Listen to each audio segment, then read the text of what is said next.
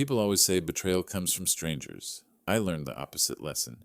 The most dangerous betrayal comes from the person standing right behind you and sharing your last name. I own an apple orchard, a wooden house, and a daughter I once thought would inherit everything. But the moment I accidentally heard her discussing how to withdraw capital from the old man, I understood that there is something that rots faster than any apple: human hearts that have grown used to treating family as a tool for profit. If you ever believe that blood can't turn its back, this story will break that belief. I believed it too, until the day I stood at my own doorway and realized that to protect whatever remained intact, sometimes a father has to close the door on the very child he once considered his entire world. Before I tell you this story, allow me to say one thing. Thank you. Thank you for stopping here, amid all the noise out there. If you believe the truth has value, and that boundaries are also a form of love, leave a single dot so I know you're walking with me.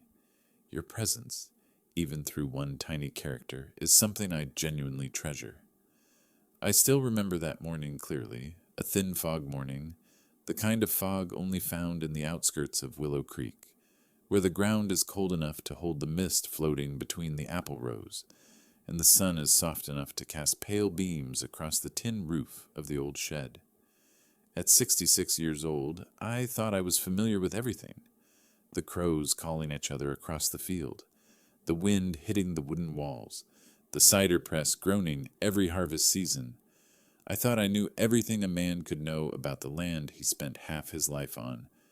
But that morning, a very small sound, a call coming into the old landline by the sink, changed everything.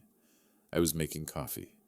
The strong, black kind, roasted in the next town over, was fragrant, but not strong enough to drown out the scent of ripe apples rising from the 2 wooden crates I had left in the kitchen. Seasonal bills were scattered across the table: fertilizer costs, pump repair fees, wages for the seasonal workers. Beside them was my leather-bound notebook, where I had recorded every harvest for 40 years, and above them was my daughter's wedding photo, Megan Hollister, framed in applewood I had cut, sanded, and oiled myself. She got married exactly 1 month ago, a farmhouse-style wedding in a barn decorated with lavender, string lights, and old wine barrels turned into cocktail tables.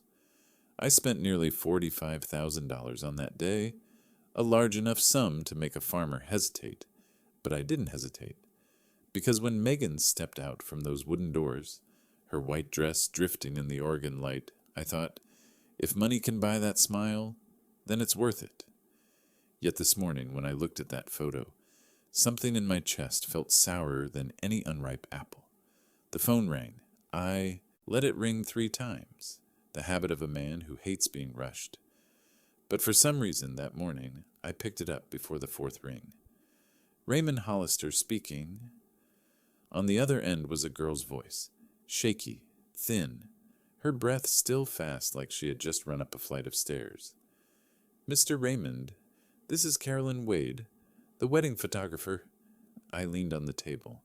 "Ah, hello. Yes, the pictures were beautiful. Sir, can you come to my studio? Alone, and please, don't tell Megan." I stood up straight, the coffee cup tilted, one drop falling onto the wooden floor. I asked, "What's going on?" "I can't explain over the phone, but you need to see this. Please come tomorrow morning, around 9, at my studio, number 14, Willow Main Street." Her voice cracked at the end, the kind of crack from someone who struggled over whether to speak. I tightened my grip on the receiver. "Carolyn, is this about Megan?" She inhaled lightly. Then, "Yes, and it's very serious." I was silent for a few seconds. Outside the window, sunlight had just touched the edge of the shed roof. The mist particles were dissolving like things people don't want to see, but that rise into the morning anyway. "I'll come," I said. Carolyn exhaled, a heavy relief I could hear clearly. "Thank you. I'm very sorry." She hung up. And in that exact moment, as if the universe had a twisted sense of humor, I heard the refrigerator door swing open behind me. Ethan Cole, my son-in-law, Megan's husband, walked into the kitchen barefoot, hair messy but his hoodie expensive. He grabbed the milk carton and drank straight from it like he owned my fridge. Worse, he always did that. "Ray," he said, using a tone like we were equals, even though he was freeloading in my house. I was thinking, you should upgrade your F-150. A farmer driving an old truck looks depressing. I put my cup down. My truck runs fine. Well, for now. But if you get a newer model, your orchard will look more professional. And, he grinned, when you let us manage the orchard someday, I'll know exactly how to make the brand pop. I looked at him the way you look at a fox inviting you to store your chickens in its den. Today I had no patience for this. I nodded just to end it. Ethan walked away, leaving the fridge door slightly open. He always did that. Open things he forgot to close. Use things he never put back. A month ago I thought it was just young people's habits. Now I wasn't sure. Just as I reached to close the fridge, Megan walked in. "Dad, you look strange this morning. Everything okay?" Her eyes looked at me, warm, but I didn't know anymore. After Carolyn's call, that warmth made me feel like I was stepping onto an old wooden bridge, not knowing which board might snap. "Megan," I said slowly, "tomorrow I'm going into town." "Where are you going?" she asked casually. I looked straight at my only child, the child I once believed would never hurt her father. "Nothing important," I said. "I just need to see something." She nodded, heading toward the guest house, not forgetting to say, "Oh, Dad, this afternoon I want to talk to you about the house in Bend. If you can help us with about $30,000, we can close the deal immediately." I didn't answer. She left, carrying the faint vanilla scent from her hair mist, and leaving a long, quiet space between us.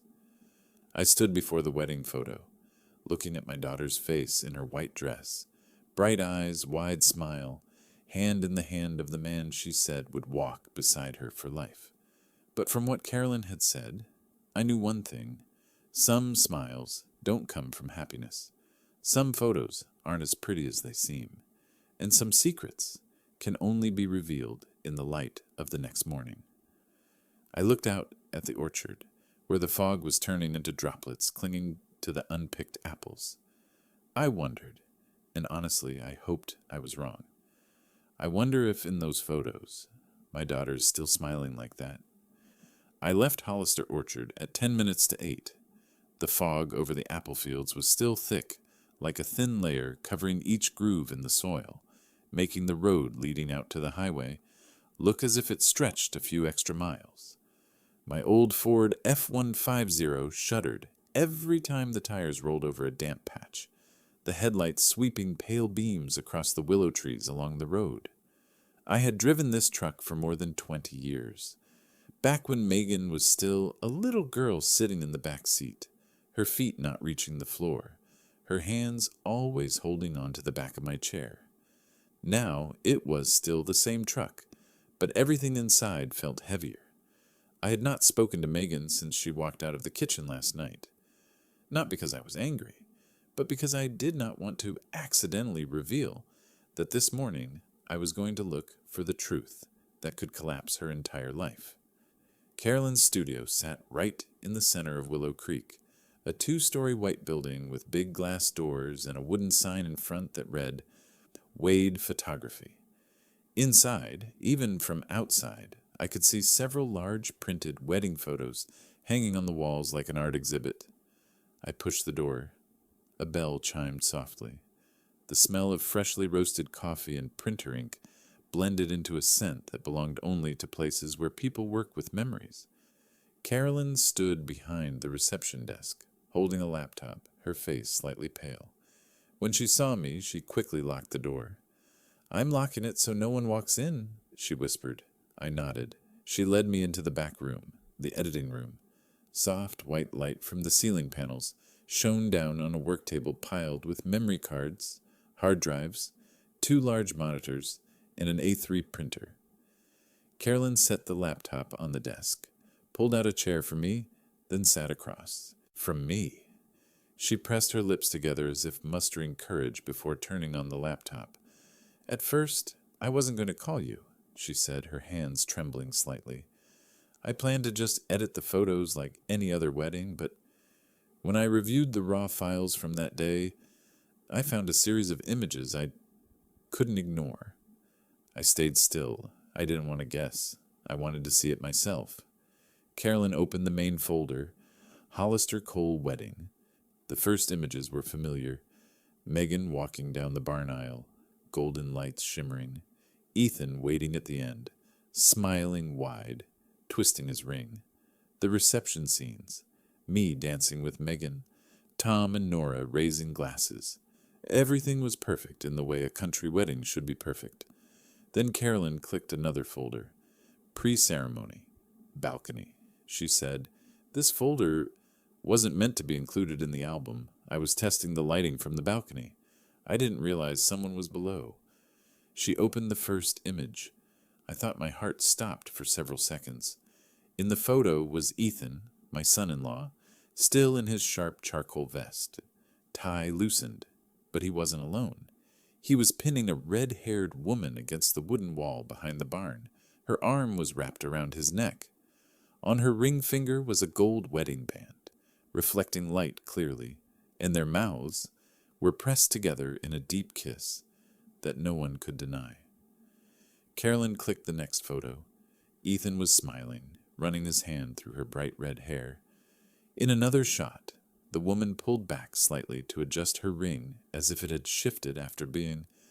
I swallowed hard, kissed too strongly. I exhaled a long, strained breath.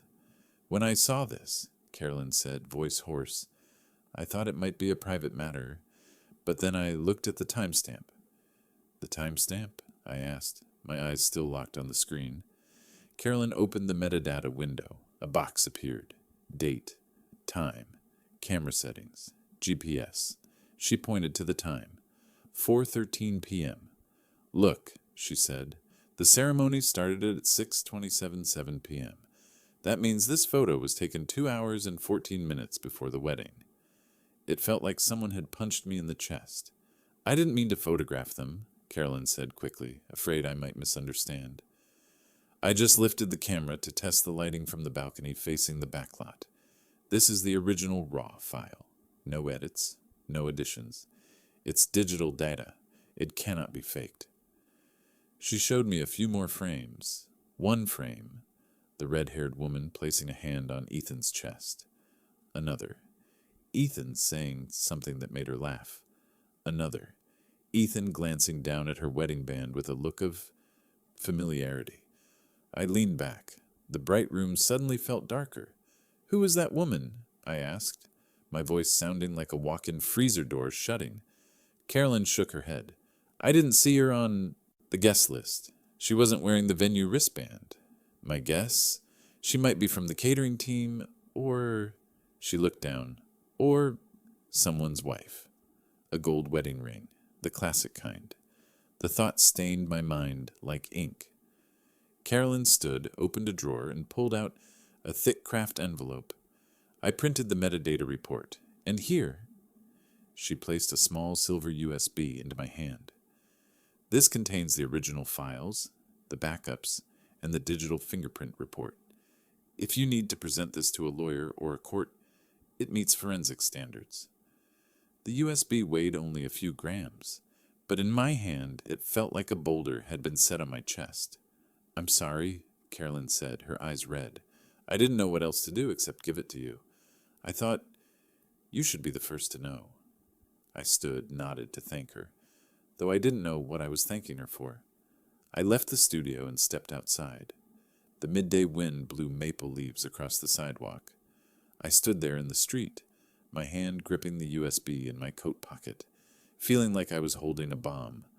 A bomb that, with one press, would blow apart my daughter's entire life. And the thing that scared me most was knowing I would have to press it. That night, I sat alone in the wooden attic, the place that used to be Megan's bedroom when she was in high school, now turned into my workspace because it was quiet here. far from the sound of wind slicing past the cold storage, or the compressor humming in the yard. The warm yellow desk lamp cast light across the old pine boards that had changed color with time.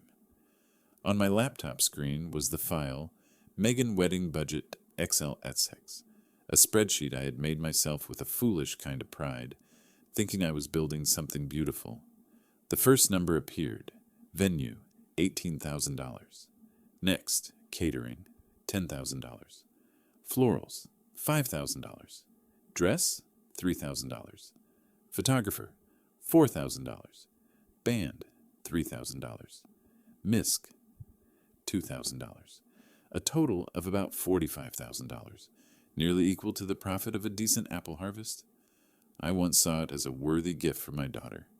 Now every number felt like a dull knife stabbing the same spot. I remembered clearly when Megan told me, "No registry needed, Dad. Cash gifts are best. Ethan and I want flexibility for our new life." I thought she was being mature. Turns out I was just too trusting. I leaned back, letting memories of the reception wash over me. The gift table that night was full of white envelopes, each handwritten carefully. People stacked them in 3 long rows like a community fundraiser. Tom Patterson, my closest friend for more than 20 years, owner of the tractor repair shop off the highway, shook Ethan's hand, patted his shoulder, and handed him a thick envelope. $5,000. Howard, our long-term shipping partner, left a $10,000 check, written to Megan and Ethan Cole.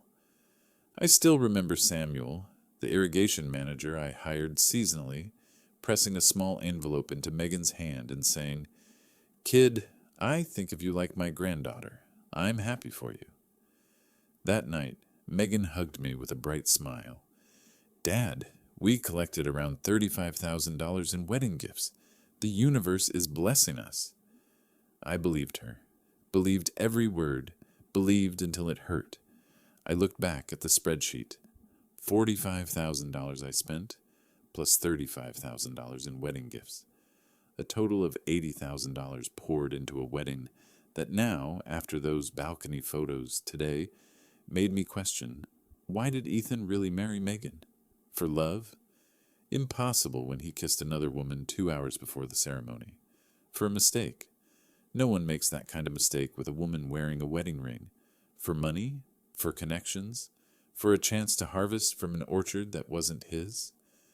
The questions buzzed around my head like horseflies near the stables, circling and refusing to leave. I reached for my leather notebook and a black pen. I needed a timeline. Timelines don't lie. 3 years ago, Megan brought Ethan home, saying he would stay in the guest house until his business launched. A business that was never clear. 1.5 years ago, Ethan suggested a barn-style wedding, saying, "You only get married once. It has to be unforgettable." 6 months ago, Ethan insisted on no registry, only cash gifts. 1 month ago, the wedding happened. 2 hours before the ceremony, the cheating photos. I stared at this timeline for a long time, like someone reading a map, already knowing the road ends in a cliff. Ethan was not impulsive. He had a plan. Everything seemed arranged slowly, quietly, with a precision that frightened me. I closed the notebook. A tightness spread across my chest like the feeling before a winter storm sweeps through the orchard. I stood and walked to the window. From the attic, I could see the guest house at the far end of the orchard. Light glowed from its window. Megan's shadow moved back and forth. Then Ethan's appeared. They were arguing. I recognized Megan's hand gestures. Then, only a few seconds later, they hugged, as if nothing in the world could break them, or as if they were sharing a secret only they knew. I pressed my forehead to the cold window frame. If the wedding was a business deal, then whose venture had I funded? And how were they planning to cash out? A strong gust of wind swept through the apple trees, leaves rustling across the ground. I knew sleep would not come tonight. Not when the drawer beside me held a cold, tiny USB that could blow my daughter's entire life apart. That afternoon, the wind coming down from the west slope swept across the orchard colder than usual. carrying the smell of damp leaves and soil shifting before a weather change. I was bending down to pick up the fallen apples near the Honeycrisp row, dropping them into a wicker basket, when I heard Megan's voice coming from the back porch of the guest house. The glass door was open just a crack, enough for a weak yellow strip of light to slip through. I was about to step in and ask her what she wanted for dinner. I had planned to make apple stew the way she always liked. But my feet froze right at the bottom step when I heard the very first sentence she said, in a light tone as if she were talking about buying a discounted coat. "No, I'm not crazy, Jenna. Oregon is a no-fault state. After 6 months of residency, I can file for divorce, and wedding gifts count as marital property. Ethan's lawyer confirmed it."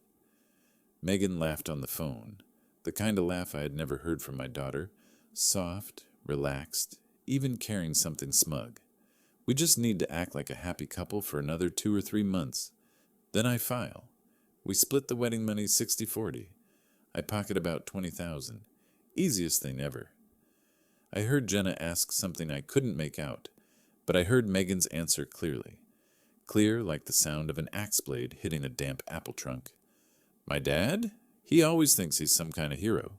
If Ethan brings up the idea of Dad buying us a plot of land so we can build a cider brand, he'll agree instantly. Farm men are easy to predict. He's old now, easy to pity, easy to mold. Just say a few things about my future," and he pulls out his wallet.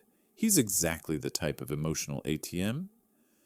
I felt the basket in my hands slip, my fingers tightening instinctively to keep it from falling.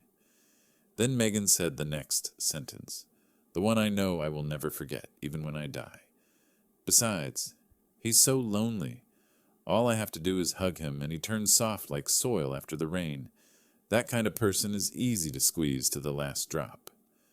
I felt my breath catch, like inhaling the sour smoke rising from the apple grinder every winter.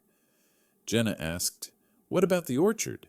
Megan answered, her tone steady and cold like steel chilled with dew. "The old man is getting weak. In a few years he'll have to transfer the orchard anyway. If I play it right, Ethan says we can slip the word family into the trust. So I keep the orchard long term. Done. My future is secured. He's not going to live that much longer. Waiting takes too long. Taking it now makes more sense." I stood frozen.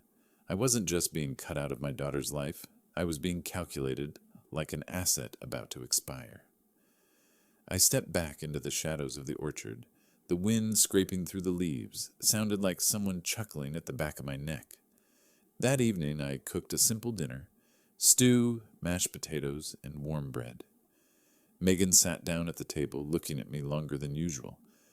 "Dad, are you okay? You look strange." I ladled the sauce and placed the spoon down softly. "I'm fine," I said. Then I looked straight into her eyes, the eyes of a man who had just woken up after 40 years of trusting the wrong thing.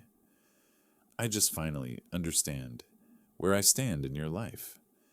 And it turns out I stand exactly where you need me, the walking wallet."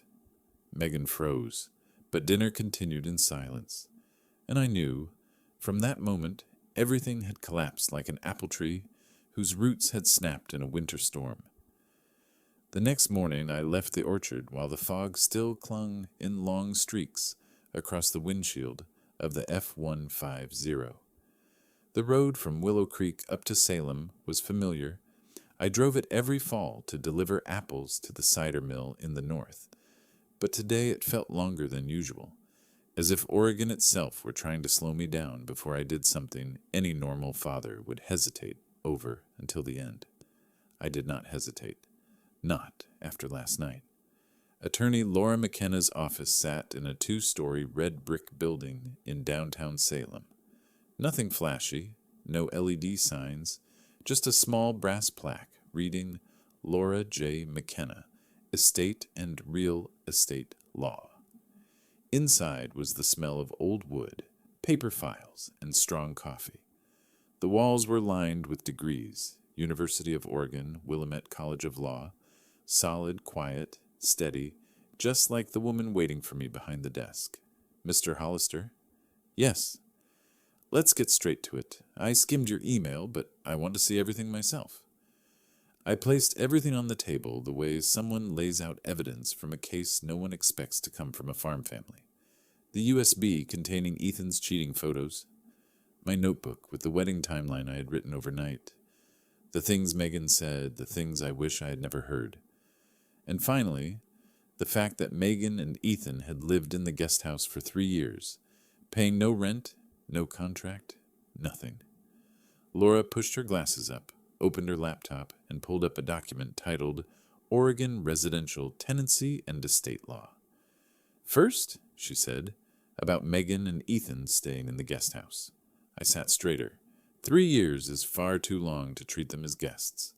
The court will classify this as tenancy at will. In simple terms, a month-to-month tenancy without a written lease.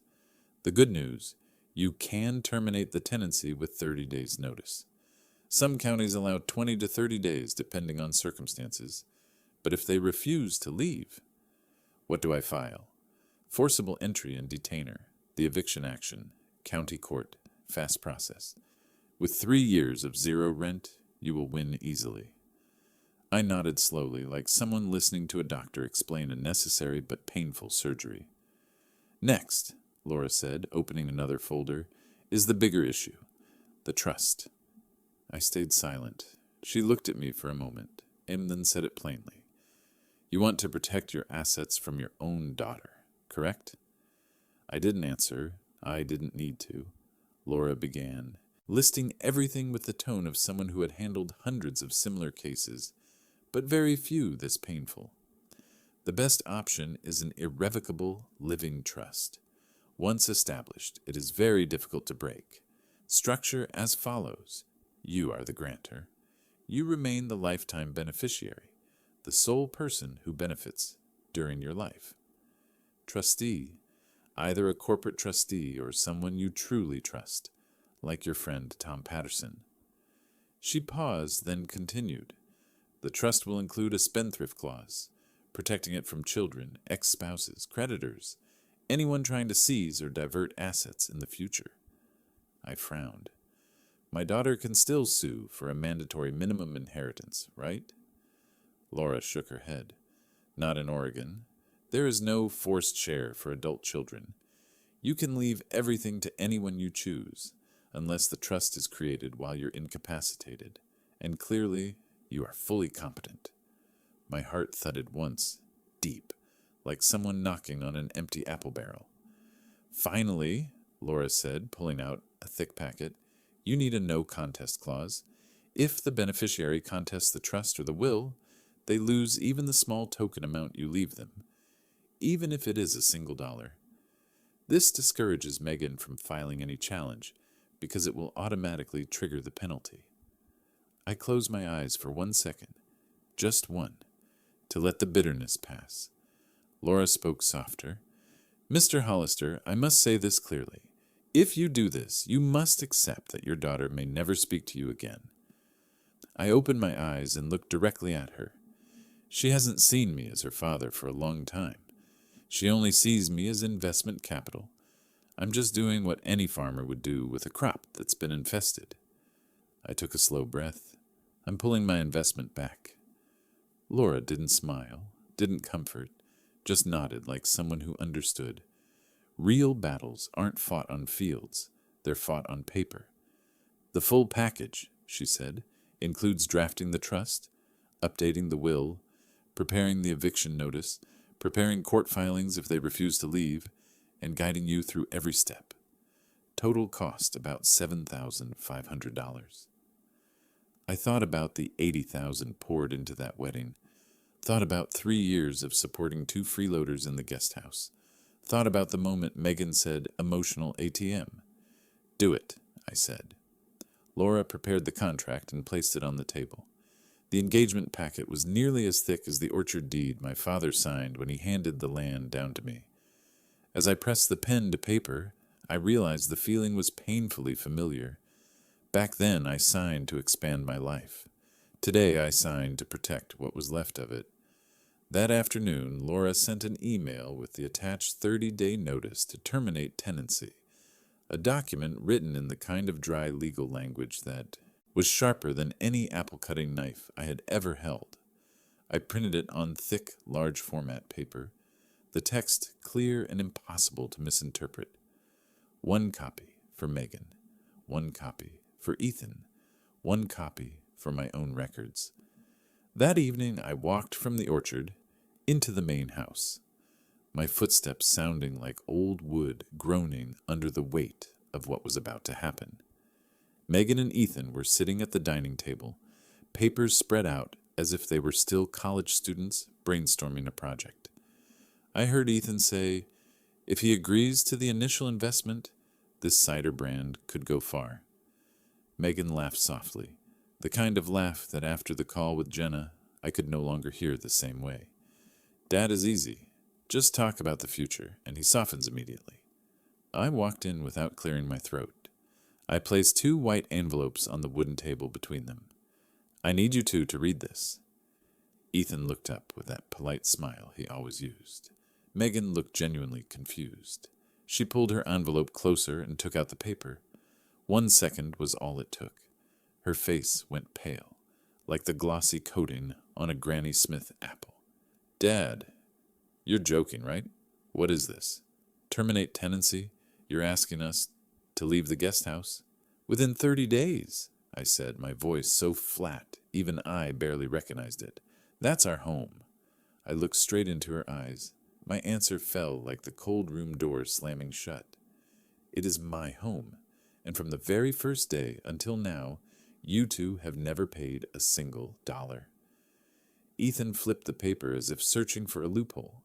His face flushed red from his neck to his ears. He stood up, walked around the table, deliberately stepping closer, a cheap intimidation trick he used whenever someone didn't agree with him. Ray, he said, lowering his voice as if negotiating, though the threat in his eyes was impossible to hide. What do you want the whole town to think when they find out you kicked your only daughter and son-in-law off your land? What do you want them to whisper about you at church every Sunday? I didn't move, not even half a step. I think, I said, they have eyes. The air cracked open. No one spoke. Ethan looked at Megan, searching for an ally. Megan stood up abruptly, the start of a storm I had been preparing to face.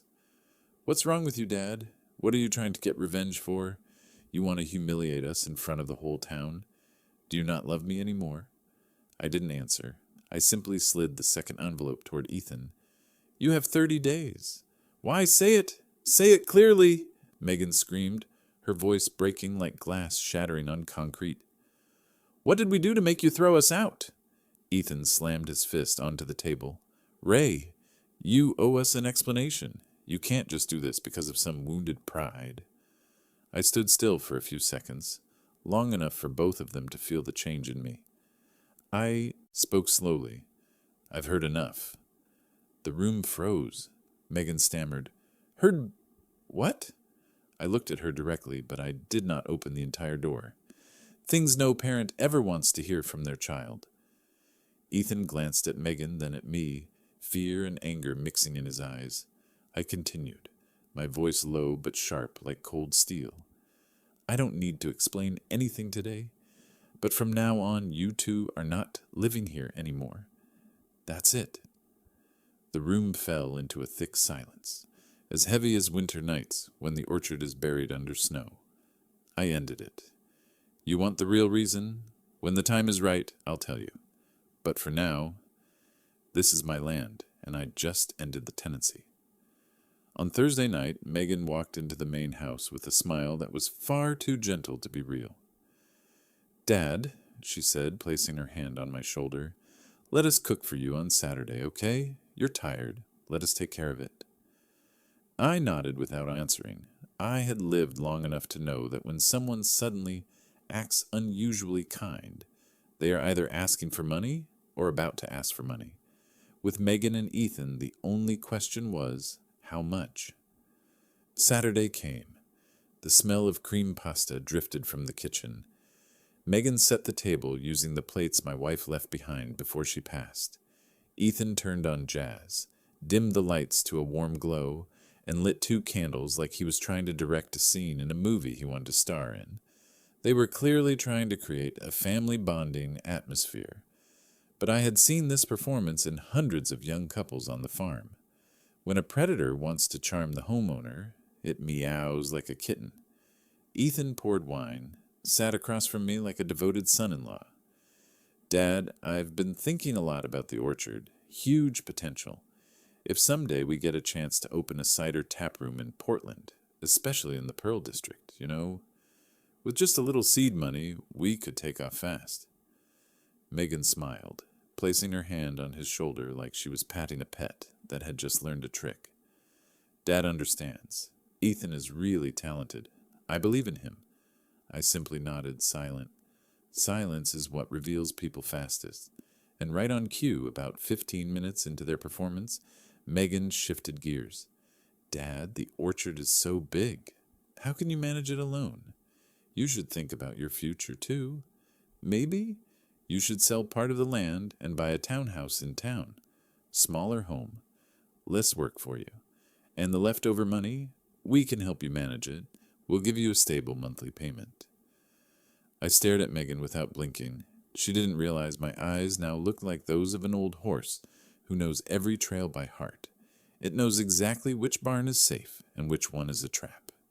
Ethan added, right on cue for his assigned role. It's a new era, Ray. Holding agricultural land is outdated. If we convert the orchard into a resort or a glamping site, the whole family benefits. Benefits a lot. Profit a lot. Profit soon. Profit from the father-in-law's land. I sat there feeling like I was listening to the 2 worst salespeople in the world. I took another bite of pasta, chewing slowly. No reaction, no anger, no argument. Silence made both of them uneasy. Megan watched me, waiting for affirmation. Ethan gave a strained smile, swirling his wine like a performer who had finished his act, but the audience remained silent. When the meal was nearly over, I set down my fork. Thank you for the dinner, I said, standing up. I'm full. No compliment, no encouragement, no acceptance of any proposal. I walked straight to my office and closed the door. Around 10:30 that night, after their footsteps faded across the yard back to the guest house, I opened my laptop. I sent Laura a short email. Accelerate the trust. Finish before the eviction hearing as soon as possible. 5 minutes later, Laura replied with a draft attached. I opened the folder. Hollister Orchard Trust, Draft 1. Line by line appeared. Grantor, Raymond Hollister. Trustee, Willamette Valley Trust Management Co. Lifetime beneficiary, Raymond Hollister. Remainder beneficiaries, after his passing. Hollister Agricultural Scholarship Fund, supporting youth entering agriculture trades. Willow Creek Community Church, small annual amount. Megan Hollister, token bequest. $1 with no contest clause. I stopped at the last line. Token bequest, $1. If she sues, she loses that single dollar, and loses any chance of claiming anything else. It wasn't that I wanted to insult my daughter, but that was the legal barricade, a tall, solid wooden fence no one could climb over. I printed the draft for my meeting with Laura the next day and placed it on the desk. My office door was slightly open. I left it that way on purpose. Before bed, I reviewed the timeline once again. About 20 minutes later, I heard Megan's footsteps in the hallway, probably looking for water or something else. The door was ajar. I didn't move. I heard paper rustle. Megan had seen the document. I didn't turn, but I knew the exact moment her face drained of color. I heard her swallow. On the folder cover, bold letters read, Hollister Orchard Trust, Draft. And right on the bottom line, clearly, Token Bequest, Megan Hollister. No contest clause attached. It wasn't my voice. Her silence told me I had hit the central nerve of someone who always assumed she would inherit the entire farm. She stepped back. Her footsteps faltered. The door closed softly. I looked at my screen. I added one more line at the bottom of my strategy notes. Day 3. They start to fear. Day 3. The trust takes effect.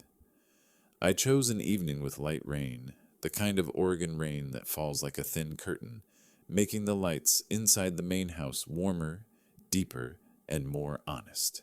A perfect night for the truth, to step out of the dark. I texted 3 parties, Megan and Ethan, the couple Tom and Nora Patterson, neighbors who had lived beside the orchard since my wife was alive, and Carolyn, the wedding photographer.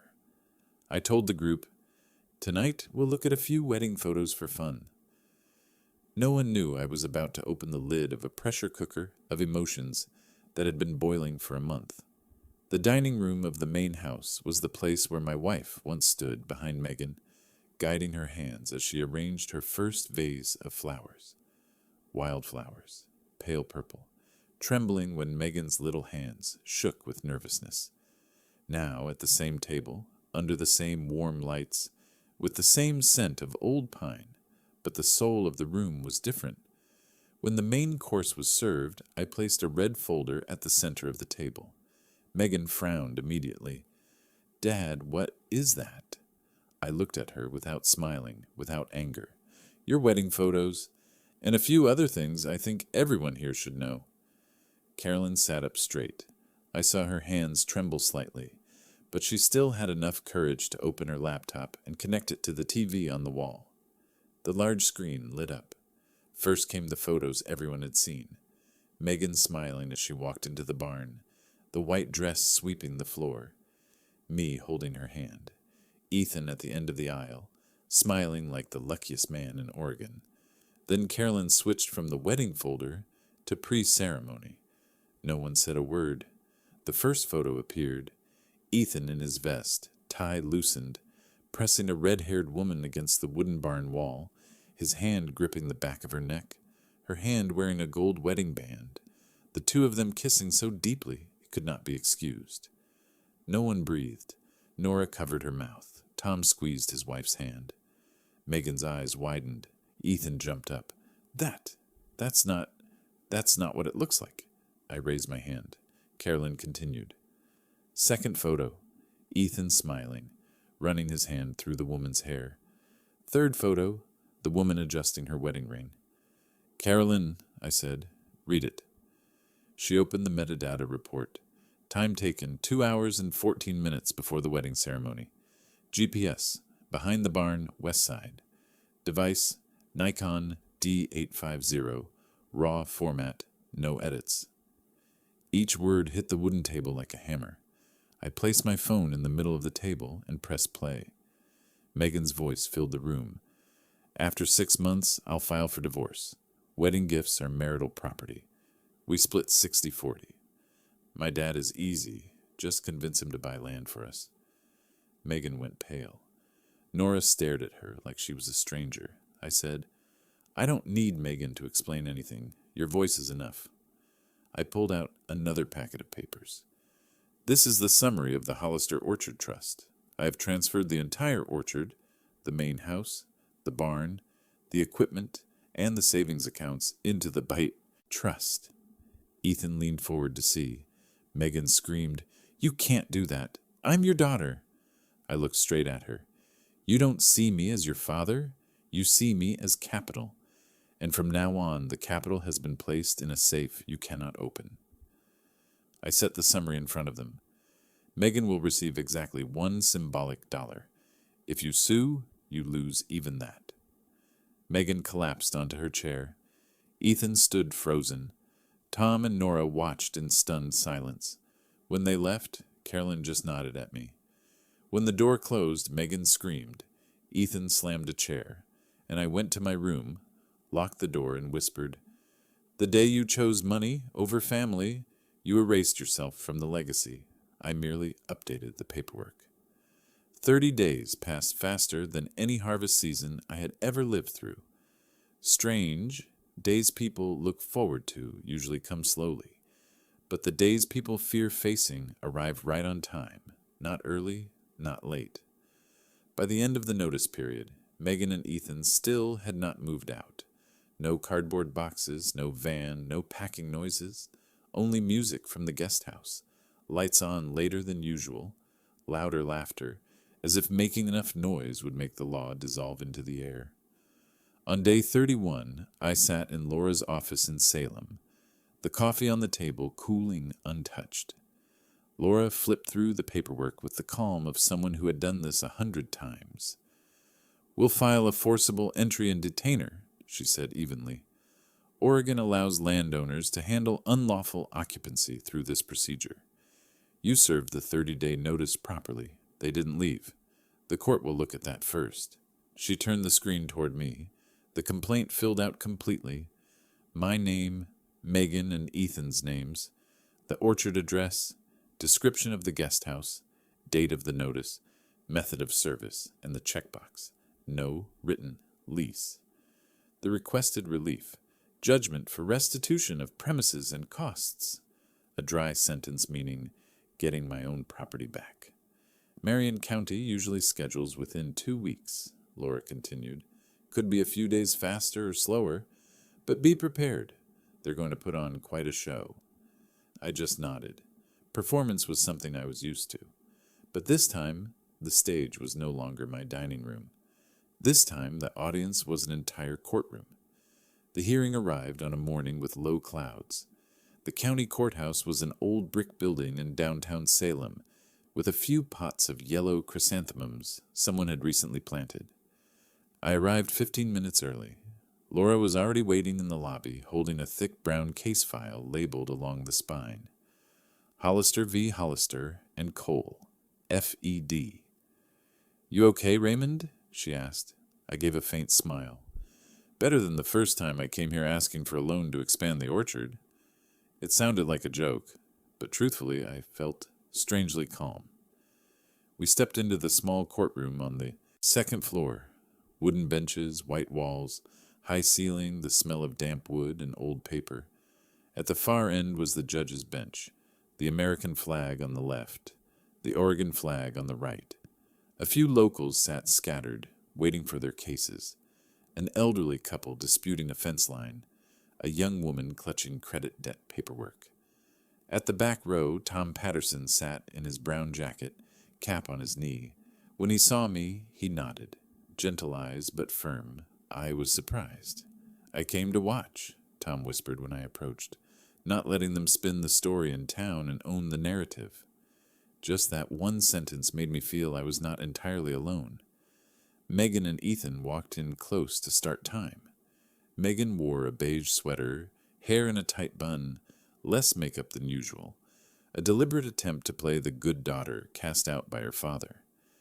Ethan followed behind her, white shirt, loose tie, holding a file so thin it was almost pathetic, but his eyes were hot and arrogant, like he came ready for a fight. They noticed Tom and paused. Megan looked at me, eyes shimmering, lips trembling. I recognized every sign. She wasn't crying over losing a house. She was crying over losing the victim narrative. Judge Harris entered, and everyone rose, then sat as instructed by the clerk. He was an older man, around 60, silver hair, face lined like someone who'd heard too many excuses and seen too many ordinary stories told as tragedies.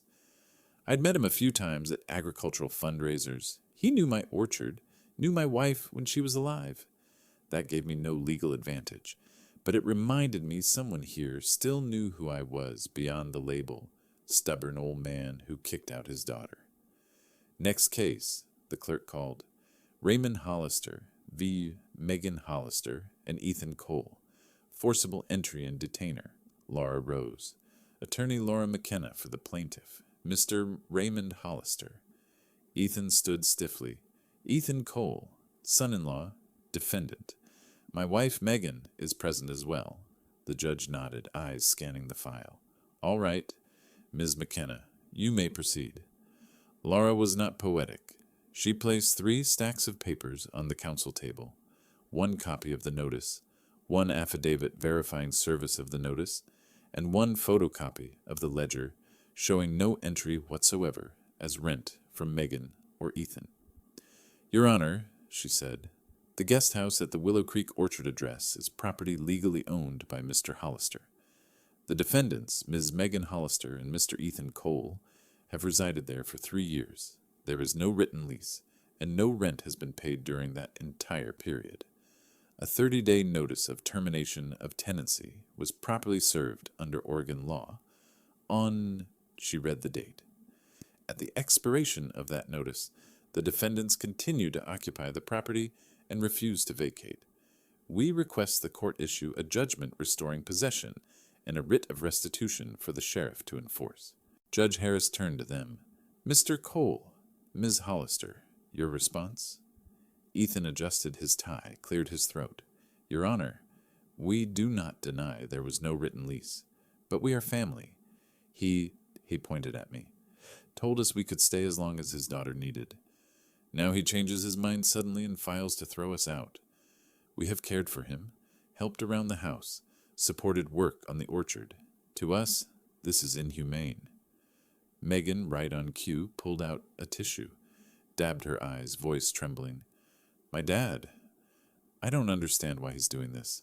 I just want a home for my little family. Judge Harris did not nod or shake his head.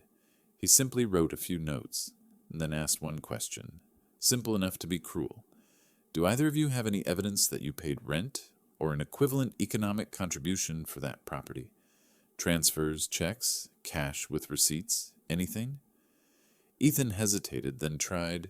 We contributed now in other ways. We helped with chores, helped on the orchard, kept an eye on things when he was gone. The judge looked up, voice still even. I'm asking about rent or a specific economic agreement, not general family assistance.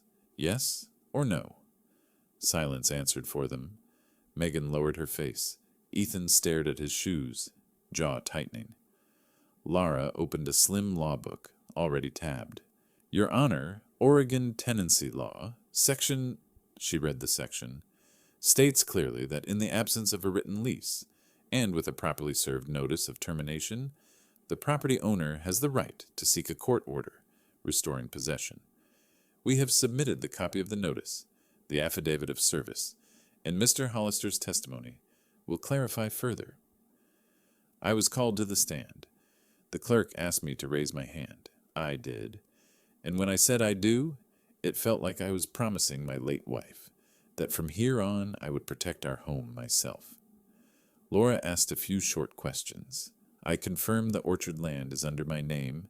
The guest house was built by me. Megan and Ethan lived there for 3 years. No lease, no rent. I confirmed I delivered the notice to them in person and mailed another copy, as Laura instructed. No extra details, no long stories. Ethan tried to season his cross-exam, acting like a rookie lawyer. Did you ever tell us we could stay as long as we wanted? Did you ever accept the dinners we cooked? Did you ever let us drive you to doctor appointments? I looked at him. Yes, and those are things children do if they still see me as a father. But we're talking about property and the right to live there, not about favors. Judge Harris raised his hand to cut Ethan off when he tried to argue again. This does not change the nature of the case, Mr. Cole. 5 minutes later, it was essentially over. Judge Harris stacked the documents neatly, looked up, voice clear and firm. Based on the evidence presented, the court finds that the plaintiff, Mr. Raymond Hollister, is the lawful owner of the property in question. The defendants have no lease, have not demonstrated payment of rent, and were properly served a notice of termination, yet continued to occupy the property. The court grants eviction and orders the defendants to return possession to the plaintiff. A writ of restitution will be signed for the sheriff to enforce within 10 to 14 days. He tapped the gavel. The wooden click was soft, but to me it was louder than a January thunderclap. Megan turned toward me, her eyes no longer watery or pleading, but dark, deep like a mud pit.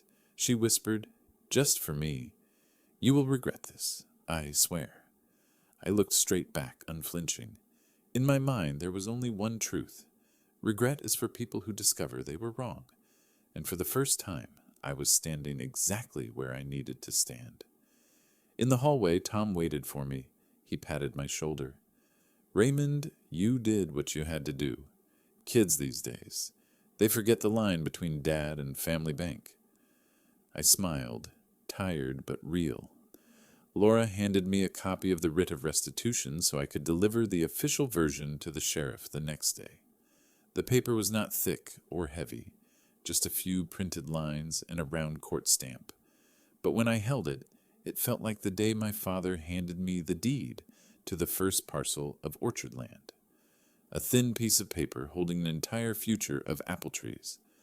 I stepped down the courthouse stairs, breathing in the smell of damp wood and rain clinging to my coat. Salem moved along the wet sidewalks as usual, cars passing, people living their lives, unaware that a family had just been separated by a court order. But I knew, and I also knew that this time, what I protected was not just four walls of a guest house. It was the final boundary between my orchard and the hands that had grown too used to seeing their father as investment capital. I looked at the writ again. In all my years of farming, I had sprayed pesticide, built steel fences, dug drainage lines to protect my trees. This time, the pesticide was a court order, and the pest was my only daughter.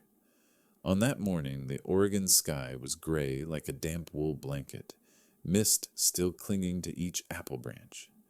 I stood on the porch of the main house, a steaming cup of coffee in my hand, looking down the dirt road leading into the orchard. Just a few minutes past 6, a diesel engine growled in the distance. The white pickup of the Marion County Sheriff emerged from the fog, rolling slowly past the old apple rows, before stopping in the yard. Deputy Martinez, the officer assigned to enforce the writ of restitution, stepped out. He adjusted the body cam on his chest, a small beep sounding as the device started recording. Behind the sheriff's truck was Laura's gray Subaru. She got out with a waterproof file folder and nodded at me. Neighbors watched from a distance. Tom Patterson leaned on the wooden fence, Nora beside him with her hand gripping her coat collar. A few of my orchard workers paused what they were doing, standing far off, silent. They weren't nosy, but they understood this was a decisive day. Martinez walked up to the porch. "Mr. Hollister?" he said, his voice professional but respectful. "By procedure, I need to announce before I begin. For everyone's protection, I will record the entire process." He tapped the body cam again. "Camera is running," I nodded. "Thank you for being on time." We walked together down the path to the guest house. The small house sat behind the cherry trees, windows shut, curtains drawn tight.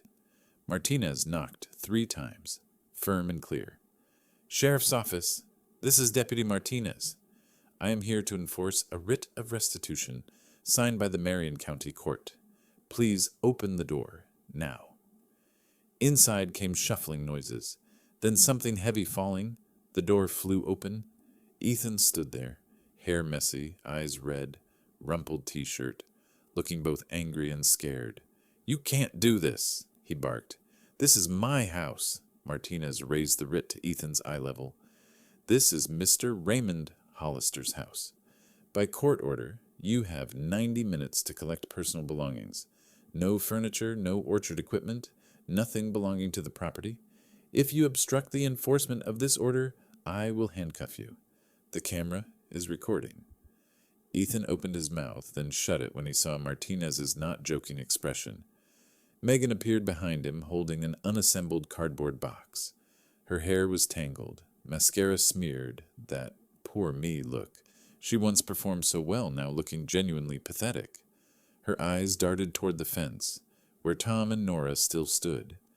When she saw Nora shake her head and turn away, Megan's eyes widened as if someone had slapped what remained of her pride. It was a kind of public humiliation that not even a courtroom could deliver. The community witnessing. No lie could cover it. Martinez repeated, "Time starts now." The guest house turned chaotic instantly. Ethan stuffed clothes into black trash bags, dragged an old suitcase across the wooden floor, muttering curses in half a dozen tones. Megan rushed around opening drawers, grabbing papers, then collapsed onto the floor, crying like a child deprived of a toy. Around 10 minutes in, Ethan hurled a trash bag toward the door, shouting, "Damn it! Ray is destroying this family, you bitter old man!" Martinez stepped forward immediately.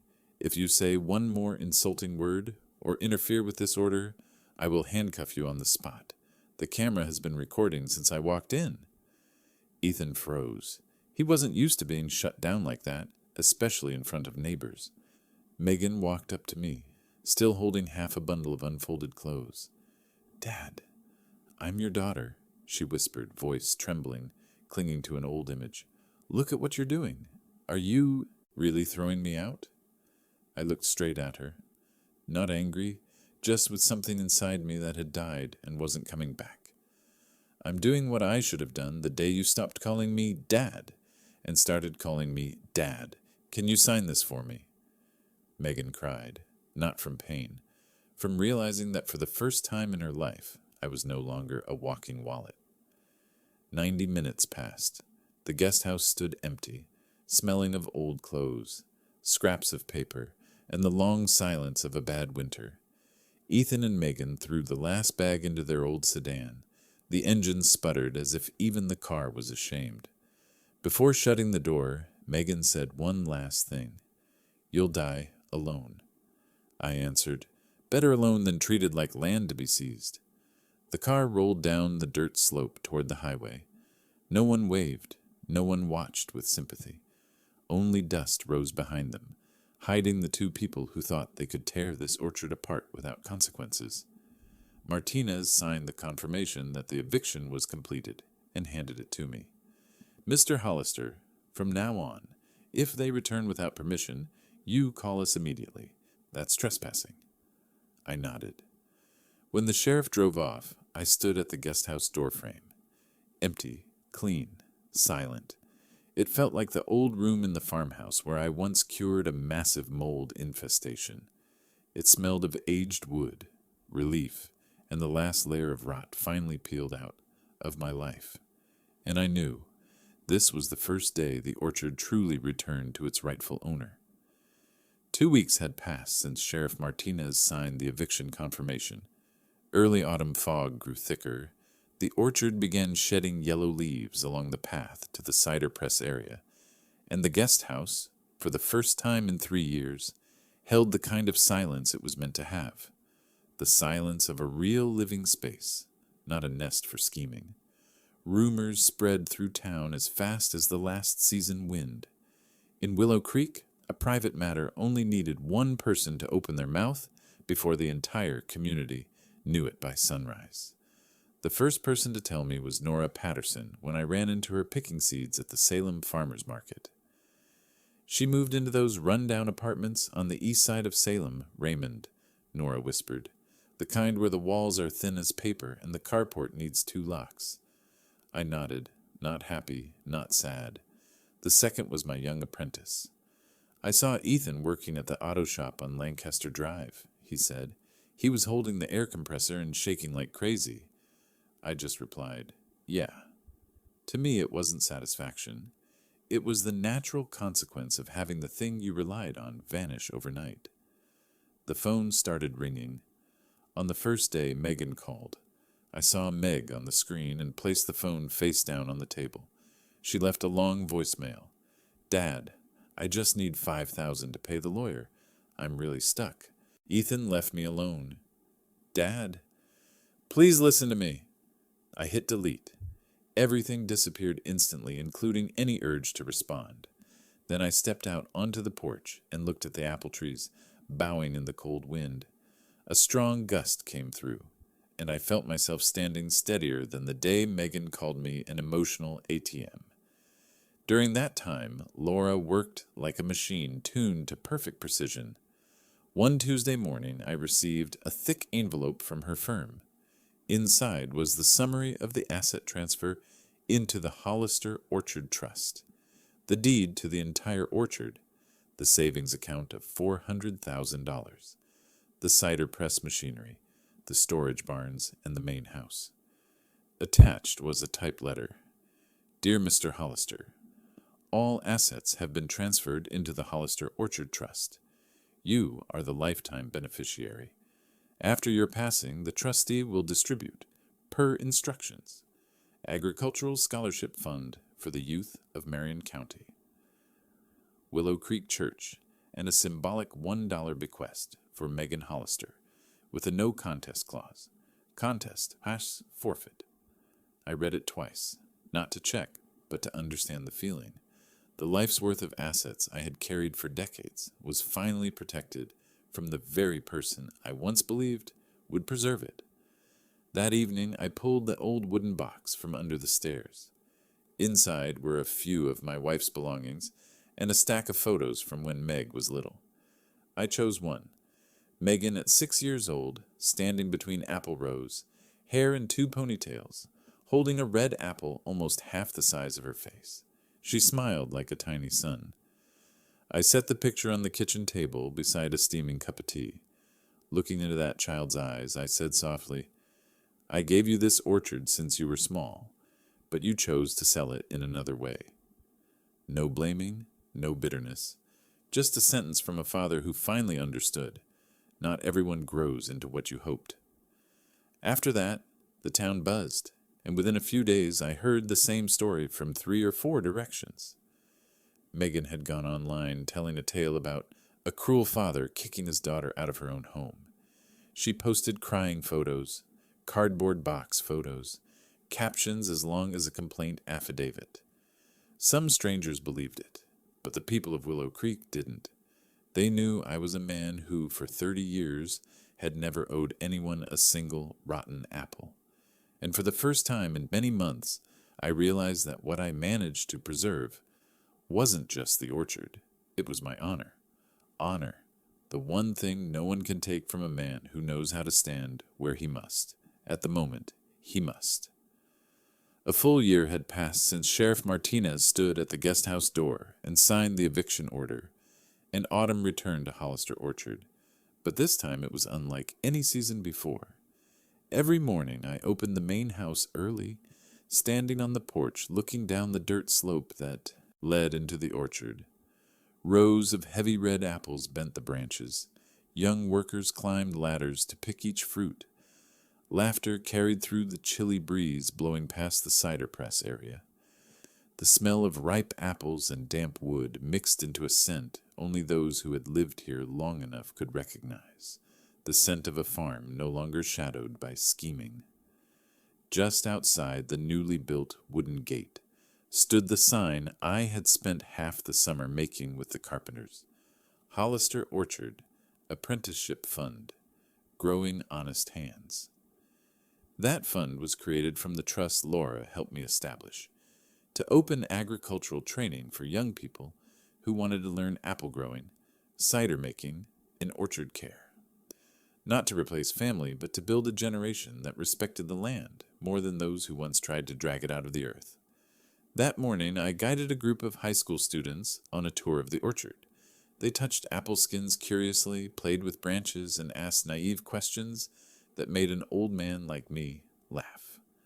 I held up 2 apples, one shiny red, one scratched, and raised them before the group. "Look," I said, "some things rot from the inside. Worms, mush, decay, and some are just scratched by the wind. People are the same. A scratch doesn't make anyone bad. The rot inside is what's hard to save." The kids nodded, some even writing it down. At noon, after the school bus carried them away, I returned to the main house. On the table was an envelope from Laura's office. Inside was the quarterly trust report. Assets growing steadily, scholarships awarded to the first 2 trainees, the church contributions sent on schedule, and all no-contest provisions functioning like steel legal fencing. I signed the acknowledgement, feeling as light as pruning extra branches at the end of winter. At that moment, the phone rang. The caller ID, Carolyn. Her voice was soft as autumn mist. "Uncle Ray, are you free? I'm at the little cafe in town. I want to ask you about a few ideas. Nothing related to any weddings anymore, I promise." I laughed, a laugh I thought I had forgotten for months. We met at Mrs. Lander's cafe on the corner. She brought her camera, not to talk about cheating scandals, but to share her new project, a photo book called Seasons of Hollister Orchard. She said, "Uncle Ray, the seasons here have a soul. I want to capture all of it. Not to sell, but to preserve it. I stayed silent for a few seconds, then nodded. Peace, it turned out, could be as simple as a request, with no hidden motive. In the afternoon, I returned home, sat in the old wooden chair on the porch, and watched the sunset turn the orchard into honey gold. Inside, the radio played soft country music, steady like the breath of a house with no more arguments, no more demands for money, no more presence of someone who saw me as a walking wallet. I thought, I once believed justice was courts, sheriffs, paperwork, but now I understand. Justice is the ability to say no at the right moment, and to accept the cost of that no. No applause needed, no witnesses required. The sun went down. I walked down the steps and picked up a fallen apple at the base of a tree. Its skin had a long scratch, maybe from a squirrel or last week's strong wind. I wiped it on my shirt and took a bite. Sweet. Not perfect, but sweet. Like my life now, no longer intact as before, but mine, clean of rot. One door closed. A new one opened, gently as wind passing through rows of ripening apples. I tell this story not for anyone to pity me. I tell it to remind those who were treated by their own families as sources of capital that silence is not weakness. It is the sharpest, best honed blade, used only when needed. I lost a daughter, but I regained my honor, my orchard, my peace, and most importantly, my right to live without manipulation. If you stand before a relationship that forces you to choose between kinship and dignity, remember this: not everyone who shares your blood deserves a place in your life, and sometimes cutting off a rotten branch is the only way for the whole tree to survive. If you've watched until this point, I'm truly grateful. Thank you for your time. Thank you for listening to a story that many outsiders would not believe is real. If you believe justice can be silent but never voiceless, leave a single dot below, so I know where you are on this map, because who knows? From your city, someone else may find the courage to say, I deserve respect.